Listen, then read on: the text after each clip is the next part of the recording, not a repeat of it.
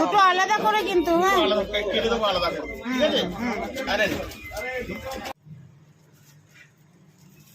অনেকদিন পরে আবার বাজারে গেলাম, গিয়ে আজকে কি কি মাছ এনেছি দেখো। একটা এনেছি এই যে বড় বড় পুঁটি মাছ পেলাম, পুঁটি মাছ নিয়ে এলাম। এই দেখো এইটা এনেছি কাতলার মাথা, পুঁই শাক দিয়ে করব। আর এই যে পুঁটি মাছের সাইজগুলো দেখো কি সুন্দর হয়েছে পুঁটি মাছটা, ঠিক আছে। এই যে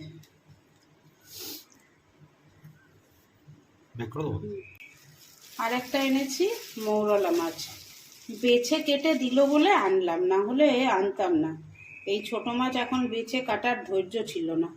দেখো মাছটা কি সুন্দর বড় বড় সাইজ, দেখেছো মৌরলার সাইজটা কি সুন্দর। এই মাছটা আজকে রান্না হবে, পুঁটি মাছের চচ্চড়ি হবে আর মাছের মাথা দিয়ে পুঁই শাক হবে। তাই এই মাছটাকে নুন হলুদ দিয়ে দিলাম।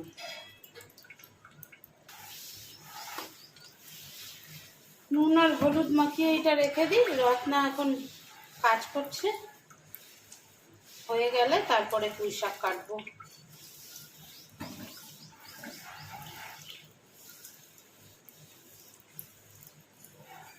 বললাম পুঁই শাকের তরকারি করব, তো আমার কর্তামশাই বলল মাছের মাথা ছাড়া পুঁই শাক ভালো লাগবে না, এইটা